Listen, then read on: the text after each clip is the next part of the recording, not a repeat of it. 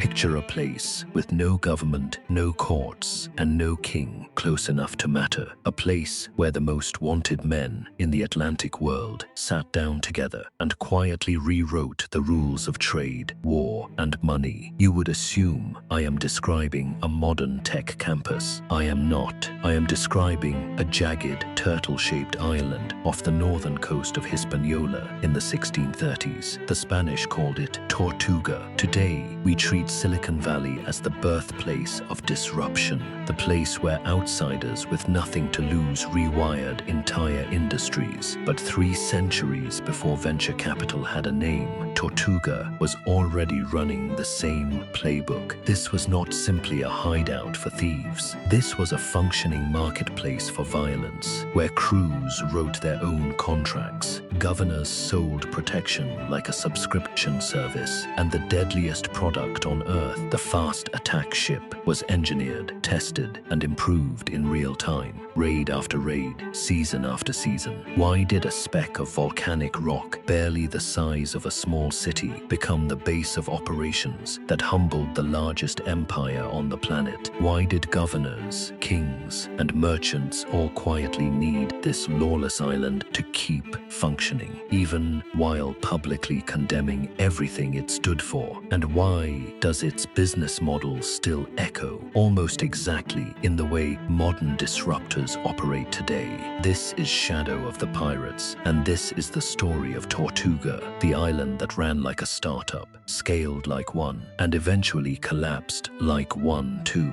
Before we sail any further, if hidden history like this is your kind of obsession, hit subscribe and ring the bell so the next voyage doesn't slip past you. Now back to the island that turned outlaws into operators. To understand why Tortuga worked, you first have to understand why everywhere else failed. In the early 1600s, the entire Caribbean basin was claimed, on paper, by Spain. Treaties signed in Europe drew tidy lines across a map that no Spanish patrol could actually enforce across thousands of miles of open water. Hispaniola, the large island Tortuga sits beside, had been settled by Spanish colonists decades earlier, but by the early 17th century, much of its western coast had been quietly abandoned. Spanish administrators, worried about smuggling, unlicensed trade, and settlers dealing directly with French and English ships, ordered the region depopulated, herding colonists and their cattle east toward towns the crown could actually govern.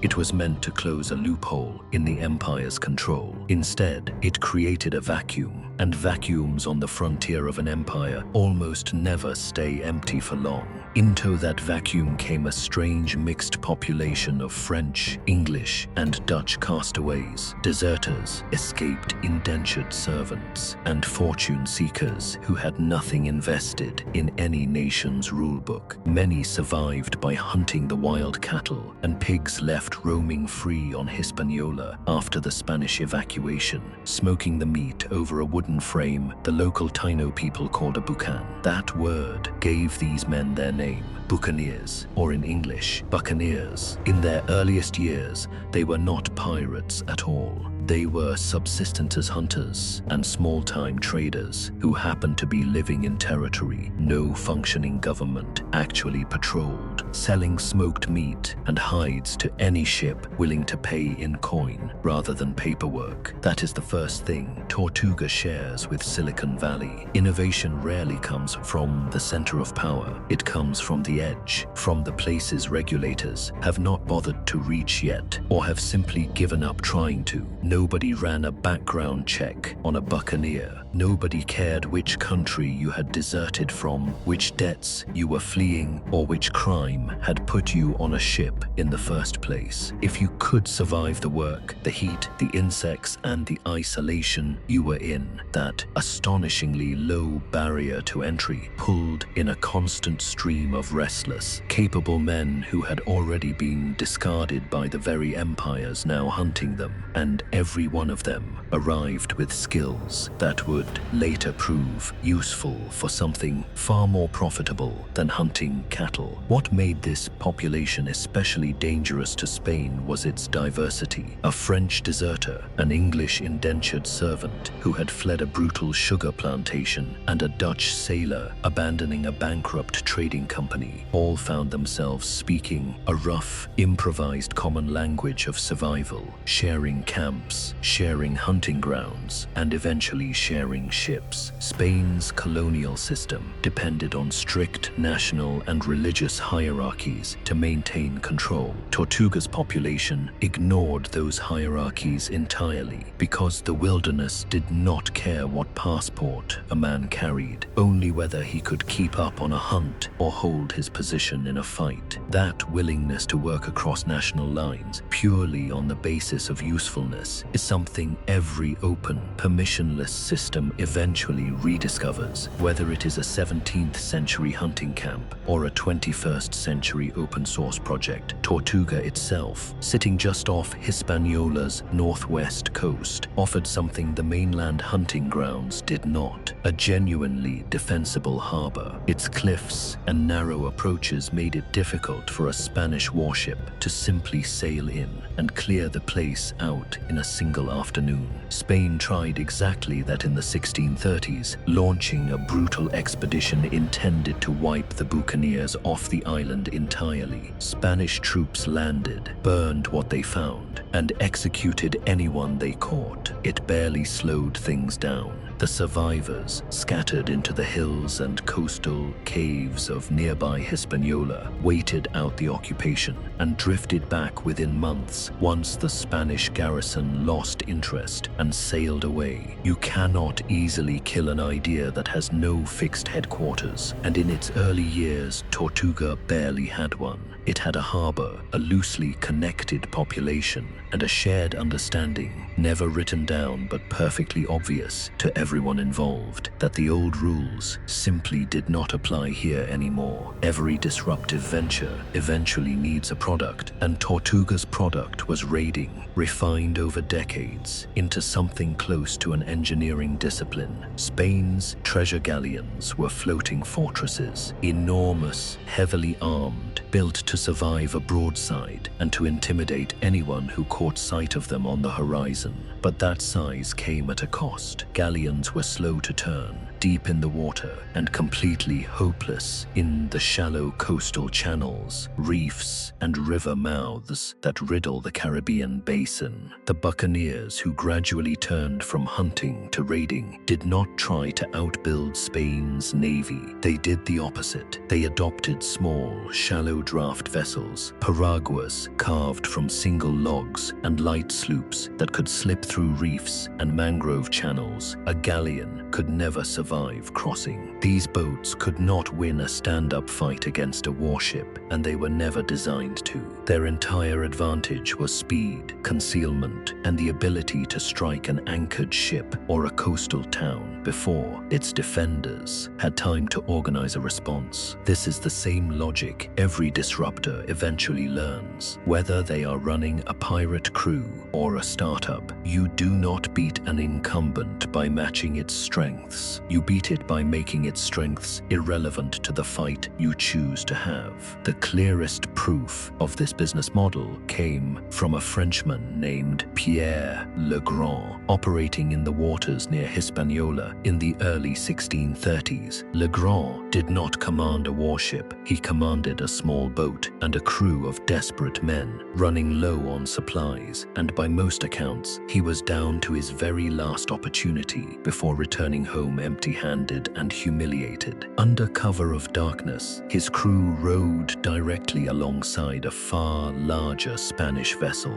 the flagship of a small treasure convoy, and swarmed aboard before its officers even understood they were under attack. A handful of men with nothing left to lose had just seized a heavily armed Spanish ship using surprise, timing, and sheer audacity instead of firepower. Word of that single raid spread through every port town in the region within weeks. That is, a case study in disruptive economics, minimum investment, maximum leverage, and a payoff so large it rewrites what everyone in the region believes is possible. The Buccaneers' hunting background gave them another advantage that had nothing to do with ships at all: marksmanship. Years spent stalking wild cattle across Hispaniola's hills with a single-shot musket had turned ordinary men into some of the finest marksmen in the Atlantic world, because a hunter who wasted powder on a missed shot went hungry that night. That same discipline, applied to combat, meant a buccaneer crew could often disable a ship's officers or gun crews in the opening seconds of a boarding action, well before the fight ever became a matter of numbers. A Spanish garrison built around discipline and formation drilling had no good answer for a handful of men who almost never missed. Once that model proved itself, the Buccaneers of Tortuga refined it constantly, almost like a product team iterating on a working prototype. Crews specialized in reconnaissance, learning exactly which passages a heavy Spanish ship could never follow them through, and which coastal towns kept their treasure poorly guarded overnight. They coordinated landing parties that could strike a settlement from the water and the tree line simultaneously, cutting off the usual escape routes before a garrison could even assemble. None of this required more capital investment. It required better information, tighter coordination, and faster iteration. And Tortuga, small and tightly packed enough that every successful tactic spread through the harborside taverns within days, iterated faster than any Spanish colonial bureaucracy back in Madrid ever could hope to match. No venture, however lean, scales without capital and cover, and this is where Tortuga's business model becomes genuinely fascinating. The island's population and influence grew fastest, not simply because more pirates showed up looking for adventure, but because European governors deliberately turned the island into an investment vehicle. In the 1660s, the French crown appointed Bertrand d'Ogeron as governor of Tortuga and the neighboring coast of Hispaniola. D'Ogeron's real job was never to stamp out the Buccaneers. It was to organize them into something resembling an official colony that France could take credit for administering, while quietly tolerating and at times actively encouraging raids against Spanish shipping that filled colonial coffers without costing the crown a single warship. Decades earlier, in the 1640s, an ambitious commander named Jean Levasseur had already fortified the island on France's behalf, building a formidable stone stronghold known as Fort de Rocher on a cliff overlooking the harbor entrance, mounted with cannon capable of sinking any ship attempting to force its way in uninvited. Tortuga was no longer simply a hideout scattered with huts. It had infrastructure, a garrison, and a governor answerable, at least on paper, to Paris. The financial mechanism that made all of this work was the commission, sometimes called a letter of marque, a government document that converted an act of piracy into a legally sanctioned act of war against a rival empire. A French or English governor could authorize a captain to attack Spanish shipping specifically, take an agreed share of whatever was captured, and send the raider straight back out to sea for another run. It cost the government almost nothing to issue. It required no standing Royal Navy, no permanent garrison payroll, no risk to official ships or official sailors. In modern terms, it was a licensing arrangement. The Crown supplied legal cover and a flag to sail under. The buccaneer crews supplied the ships, the labor, and the risk, and everyone quietly split the upside. A single successful season could fund a governor's entire colonial administration, and it is no exaggeration to say that men like d'Ogeron ran Tortuga less like a colonial outpost and more like a fund manager running a very violent, very profitable portfolio. D'Ogeron went further than simply issuing commissions. Recognizing that a colony of raiders with no families and no long-term stake in the island would always be unstable, he arranged for shipments of women from France, some of them widows and orphans looking for a fresh start in the colonies, to be brought to Tortuga as prospective wives for buccaneers willing to settle down between voyages. It was a crude, unglamorous piece of social engineering, but it mattered strategically. A raider with a household on Tortuga had a reason to keep coming back to that specific harbor under that specific governor's protection, rather than drifting to whichever port offered the best deal that season. Loyalty, even among outlaws, could be manufactured with the right incentives, and Dodgeron understood that better than almost any of his contemporaries. The Buccaneers themselves organized their own payouts with a discipline that would look strikingly familiar to anyone who has read a modern partnership agreement. Prizes were divided according to pre-agreed shares before a voyage even set sail, so there was no argument once the loot was actually counted on deck. Later, codes among these raiding crews, recorded by contemporaries such as the Buccaneer surgeon and chronicler Alexandre Exquemelin, in his first-hand account of life among these men, describe compensation scaled precisely to injury. A lost arm or leg brought a fixed payout from the common stock before anyone else took their cut. A lost eye or finger brought a smaller fixed sum, and the wounded were guaranteed their share, even if the next voyage came back with less than expected. A sailor crippled in a Spanish, French, or English navy of that era could expect nothing but discharge and a life begging on the docks. A buccaneer crippled during a raid launched from Tortuga could expect a payout large enough to retire on outright. That is not sentimentality, it is retention strategy. A crew that trusts its compensation structure fights harder, stays loyal longer, and recruits its replacements by reputation alone. And word of that trust traveled through every port from Tortuga to Port Royal, pulling in exactly the skilled, capable men the raiding economy needed most to keep growing. Every boom eventually creates a culture of spending to match the culture of earning, and Tortuga's harborfront town was a case study in exactly that. When a crew returned from a successful raid, the payout was not quietly banked or reinvested. It was spent fast, loudly, and almost entirely on the same handful of businesses lining the waterfront. Taverns pouring rum without measure, gambling tables that ran around the clock, and merchants who understood that a buccaneer with a full purse and a short life expectancy was the easiest customer in the Caribbean to sell to. Exquemelin himself, writing from first-hand observation, described crews burning through months of plunder in a matter of days, some reduced from wealthy men to borrowers, again almost as quickly as the ship had docked. This was not simply recklessness, it was, in its own way, the economic engine that kept Tortuga running. A raiding crew that spent everything on shore had every incentive to sail out again as soon as another commission became available, which kept the harbor's supply of willing, experienced raiders constantly replenished. Tavern keepers, merchants, and the governor's own customs officials all took their cut of that spending, meaning the wealth generated at sea circulated through nearly every business on the island before a single coin left port. It is not so different from a boomtown built around any sudden windfall industry. Money moves fast, savings are rare, and the businesses built around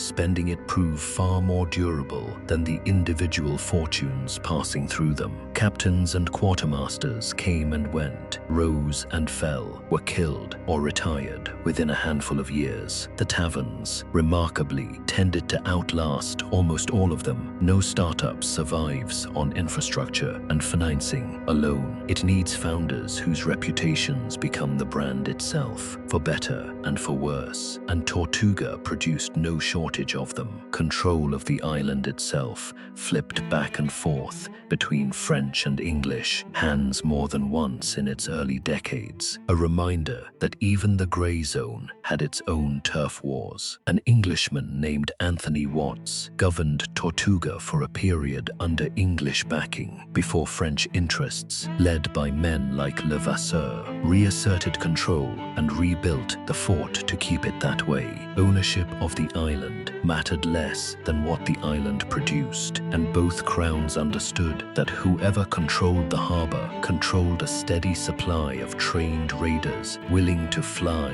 whichever flag paid best that season. Among the men who sailed out of Tortuga's harbor, few names carried more weight or more dread than Jean David Now, a Frenchman better known by the name history remembers him by, Lolonis, having survived shipwreck and near execution at Spanish hands earlier in his career. Lolonis built a reputation for raids so relentless and so brutal that entire garrisons reportedly surrendered rather than face him directly. He used Tortuga and the nearby coast as a staging ground before launching the campaigns that would make him one of the most feared names in the Caribbean, culminating in a devastating assault on the Spanish settlements around Lake Maracaibo. Brutality of that kind is not something this channel glorifies, but it is impossible to explain Tortuga's reputation without acknowledging that fear was also part of the product. A crew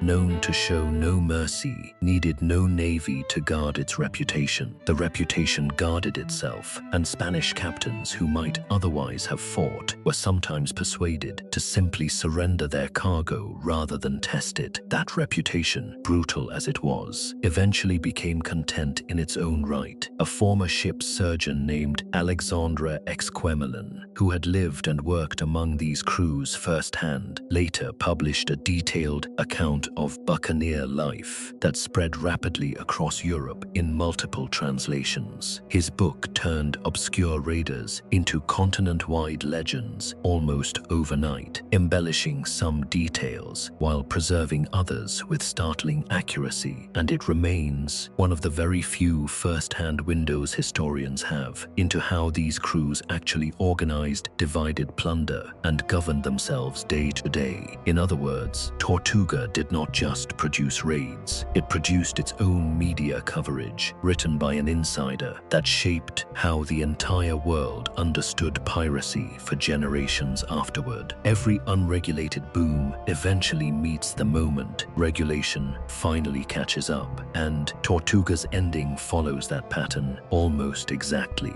Through the 1660s and 1670s, France and England slowly tightened their grip on the territory surrounding the island. Formal colonial administrations gradually replaced the loose, improvised arrangements that men like d'Ogeron had once run on instinct and opportunity alone. Then came the diplomacy that mattered most of all, as the European wars that had made privateering useful began ending, and as treaties were signed between France, England, and Spain across the final decades of the 17th century, the legal justification for buccaneering quietly dried up. A privateer's commission is worth exactly nothing the moment the two crowns it depends on are officially at peace with one another. Raiders, who had been celebrated as national assets one year, were suddenly denounced as common criminals the next, hunted now by the very governments that had licensed and profited from them for decades. Tortuga itself was formally absorbed into direct French administration, folded into the colony that would eventually become Saint-Domingue, governed like any other ordinary possession,